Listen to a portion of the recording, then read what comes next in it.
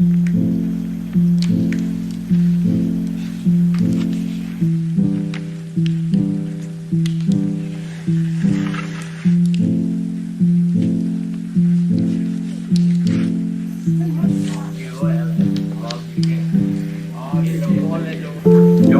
expect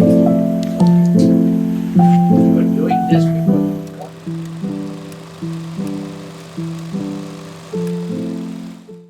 Good morning, everyone. I'm Lintia. I'm Zinban. I'm Peilin, and today with us we have a very special guest, Mr. H.M. Uttam. Would you like to introduce yourself? Thank you very much for having me as your guinea pig for your activities and your archives, I should call it. I am a member of the Rotary Club of Singapore, and for my services over the years, I am now an honorary member. So people do refer to me as H.M. Uttam, but I'm quite happy if you just refer to me as Uttam. I hope some of my experiences will be of use to you all in your activities. Thank you, Mr. Uttam. So, our first question for you is, what motivated you to start your active involvement in Rotary? I was invited to attend a meeting of the Rotary Club in Cochin, in Kerala, and just after I moved to Cochin. And the people who invited me, the Rotarians, straight away put me into a group that was involved in running a family planning where we, believe it or not, had 40,000 people who came for a vasectomy. And just looking at that, I was fascinated and got hooked into working on community service activities. So, out of all your voluntary experiences in various countries such as India, Singapore, or even the Philippines, which one would you say has been your most memorable one? I'd like to take two, Okay. if I may. One was in Singapore, where we were able to convince Qantas Airways to loan us their plane to take 165 challenged children. We bussed them from various volunteer organizations, social organizations, brought them to Paya Lebar, that was the old airport in Singapore, convinced the immigration and customs authorities to not bother about passports and stamping and customs declarations, etc. And they gave us a separate gate, guided us directly onto the aircraft. And these youngsters, some of them never had an opportunity to even be at the airport, leave aside getting into an aircraft. Along with Qantas, we approached the fuel people, and they gave us free fuel for that particular flight. Also, the airport charges landing and taking off rights, and there is a fee every aircraft pays every time they land or take off. We got them to waive that. Qantas flew in a special batch of crew who have been who were doing this sort of thing in Australia. They were experienced. They flew out here in a plane earlier on, and they guided us onto the aircraft, gave a special meal to the disabled and challenged, and gave everybody a little Qantas, I think it was a koala bear, a little thing which the children loved. But one of the exciting things of this was that we did have 25, 30 blind and deaf people who went with us.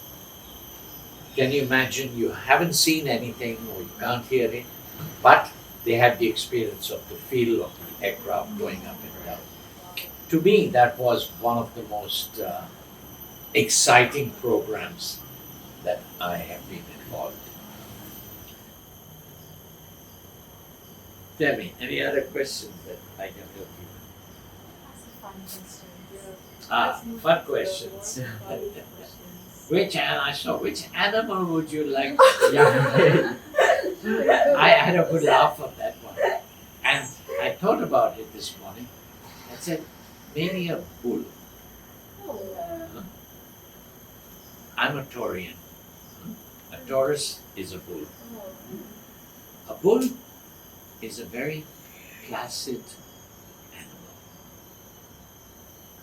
Sits around, munches away at the grass, puts it into the cart, does sit around. But if you anger a bull, the bull charges. So in that kind of scenario, as a bull, I've been angered by the social activities, the inactivities of fellow students. I'm angry and therefore I charge. How do I charge? I charge to bring you into the picture. You can't get on with it, and I'll bully you with my horns, I'll bully you with pushing you into coming with me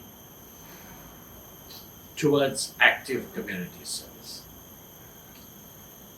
And I couldn't think of any other animal that I would rather be. Would I be a dragon? Would I be a snake? Would I be a deer? Would I be a lion? Would I be a tiger? Giraffe? Elephant? I've seen elephants charge and pull down forest after forest. They literally, as a herd, push through. I've seen. Okay, but I'm not there to destroy. Think about it, which animal would you like to be? Monkeys? Jump around? Grab at things?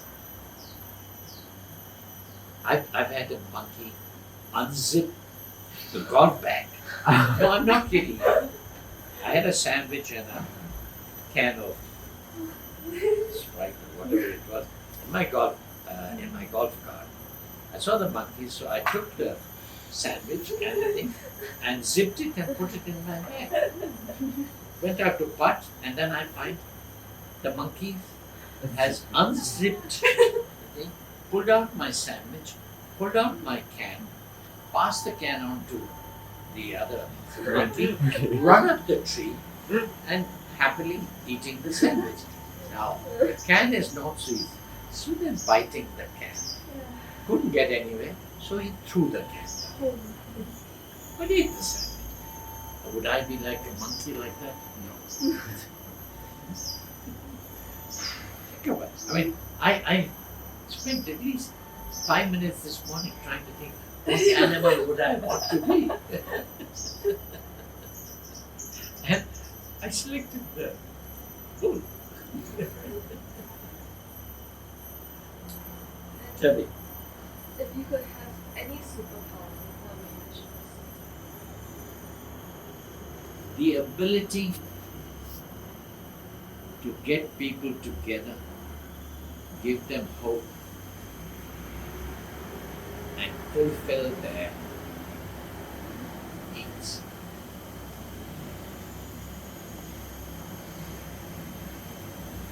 That's all I can think of. I would love to be able to do all that. And I would love to have a superpower to be able to do I think you already have that superpower, sir. that. Thank you. But no, it's not easy. It's not easy. I don't have that kind of superpower. I can only say I try to do these things. But I would love to say, come on, you have to do this. I am giving you the power to work and deliver hope to people. You do a little bit. You do what you can. Do with your might. That's all for leadership. Do you have anything to add on? I wanted to ask, if you're comfortable sharing, what is the biggest mistake that you have made in your lifetime or career? Antagonize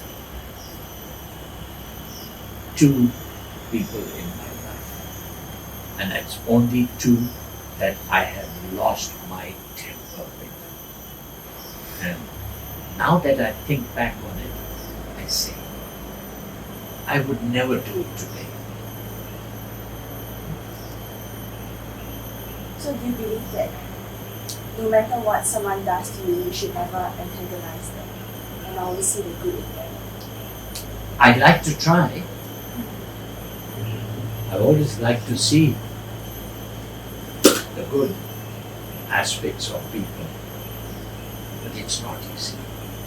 Sometimes, quite often, people do irritate me. So what do? Smile.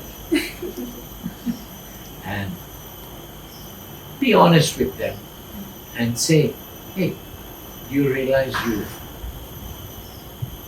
upset me? But with a smile on my face. That smile is, if I can say so, my winning combination. That's what has seen me through life. I have, believe it or not, 4 staff members who were with me when I started my own company 36 years ago. They are still working with me. 36-year-old local Singaporean Chinese girls who today are still asked, how have you lasted working with a non-Chinese? You'll be surprised. They're still asked. And they have to turn around and say, we have a boss who appreciates, who... What kind of question is that? No, literally, how can you be working with a non-Chinese, particularly an Indian? That's the reason why the person asking can never work. Well, no, that Strange person question. who asked my staff that question, they were all out for lunch. And now they are heads of the department. They would never, those other girls, their contemporaries, are still typing away, still copying policies, still doing so. I've come across, I mean, let's face it, we are a plural society, but you still have your undercurrents of silliness that comes out. But would 4 girls who worked with me from day one are still with me? I'm very proud of the fact. Not because they are Chinese or Indians or Malays, but they are there. How many people work with the same employer for 30 odd years? And I can only put that down to my ability to smile, work with them, laugh with them, get them involved in common ideas, common goals. I let them make mistakes, and they make mistakes, but they learn by the mistakes. For for many of us, we're still not very sure on how to go about choosing a career. So do you have any advice on choosing My careers? one advice would be do what you really want to do. Don't do it because the parents say you must do medicine, you must do maths, you must do engineering. You'll be a rebel in the family. But if you're forced to do engineering and you never really like it, you'll never be a good engineer. You will have an engineering degree. And knowing Singaporeans, you're not going to get a C grade, you're going to get an A grade or a B grade. Because you will work towards it. But will you really love it? I got to love insurance. Maybe, I suppose, because of the struggles I've been through. Today, I'm very happy to talk to people about insurance. You asked one of the questions, why did you switch from insurance underwriting to broking? Because working as an underwriter, I was representing a company or as their CEO. If I have to change to another company, either I become a CEO there or not a CEO. But then I've still got a whole lot of bosses above me. And my idea of quitting and setting up on my own was to work with people more directly. And as a broker, you get an opportunity to meet people, communicate, talk. Even if it's going to a factory, you're still talking to the CEO about his factory, about how I can help with their risk management, how I can help with their firefighting facilities. And that's one of my expertise, risk management. If you could give an advice in one sentence, what would you say?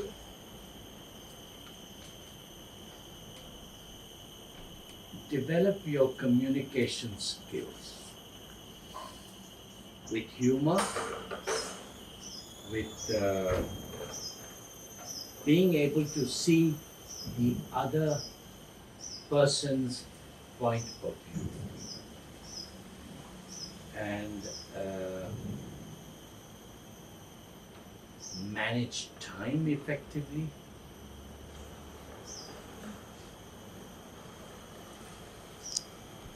And develop a love for humanity. I think that's some very solid advice right there, and I think that's all we have for you today. Thank you for tuning in to our second episode on Project Archives with Dr. Uttam, who has so graciously had us over at his place. Thank you. Bye. Thank you very much.